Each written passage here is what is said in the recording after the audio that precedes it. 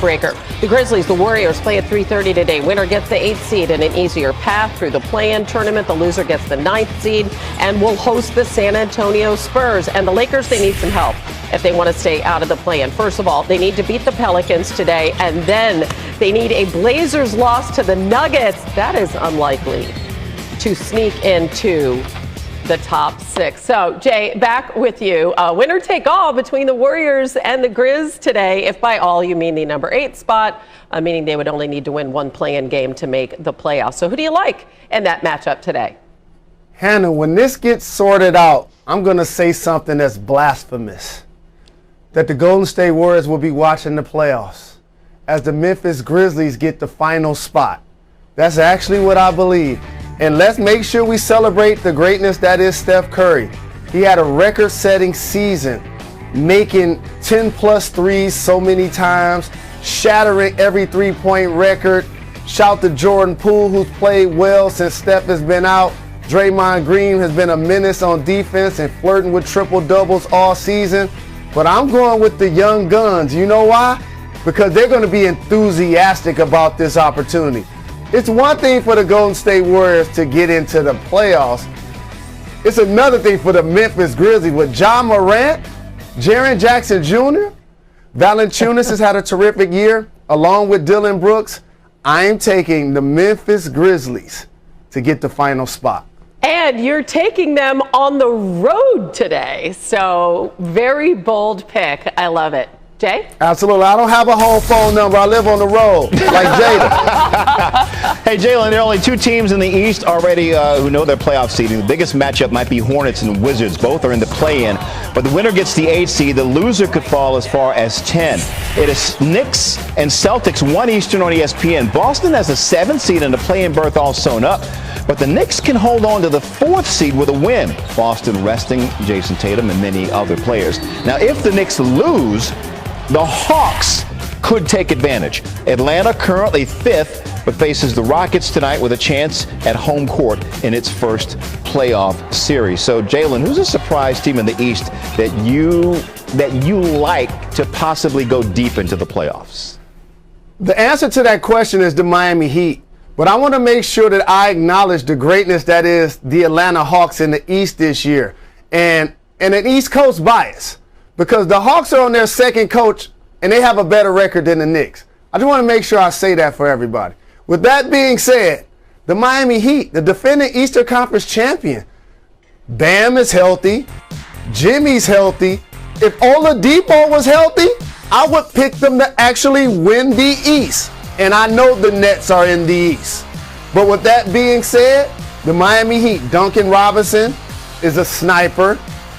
Tyler Hero is back playing aggressive and knocking down his shots. And Goran Dragic is giving them quality minutes. And if I had to pick a fantasy basketball coach, because I know Coach Papa's in the league, so I want to pay homage to the legend. Mm-hmm. But next guy in line, Eric Spoelstra. Eric Spoelstra. So I'm going with the Miami Heat.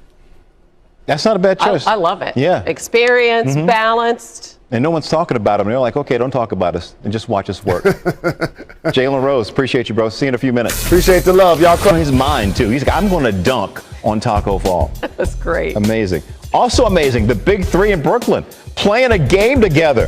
Kyrie Irving had 22, playing with Kevin Durant, and James Harden for the first time in 3 months. Brooklyn beat Chicago by 14. Just the 8th time this season that Brooklyn's big 3 has played together. They won their 4th straight, improving to 6-2 with their 3 All-Stars together again. Just the 8th time they've played together. The fewest games played by an eventual champion's top 3 scorers, in case you're wondering, 10 by the 2001 Lakers with Kobe, Shaq, and Derek Fisher. Oh, look at those Rockets. Also in the Eastern Conference, the Bucks could clinch the number 2 seed with a win and a Nets loss today, keeping their hopes alive for the number 2 seed with a win over the Heat last night. They fall to the 6th seed, but could still make it to the 4-5 matchup depending on today's game. In Minneapolis, the Celtics snap a season-long 4-game losing streak. Boston locked into the 7th seed. They will not know their opponent in the play-in tournament until tonight. But they do know they have to go forward without Jalen Brown. And in New York, the Knicks began yesterday as the 6th seed. An overtime win, though, against the Hornets, combined with that loss by the Heat, means they are currently the 4th seed, thanks in large part to a 30-point triple-double by the most improved player. I bet it's unanimous, too. I think so. Julius Randle. Kobe Bryant on everyone's mind yesterday at the Hall of Fame enshrinement. Vanessa Bryant, the wife of late Kobe Bryant, accepting her husband's admission to the Naismith Memorial Basketball Hall of Fame last night on his behalf. Michael Jordan bringing her up, presenting her. Vanessa saying that Kobe's still winning despite being gone. Kobe, Tim Duncan, Kevin Garnett, the headliners of the 9-member class. But it was Kobe who was in the hearts and on the minds of everyone. We welcome in our Jalen Rose, who's going to be on NBA Countdown at the bottom of the hour. Jalen, as you watched Kobe Bryant be enshrined into the Hall of Fame, what struck you the most about how he was remembered?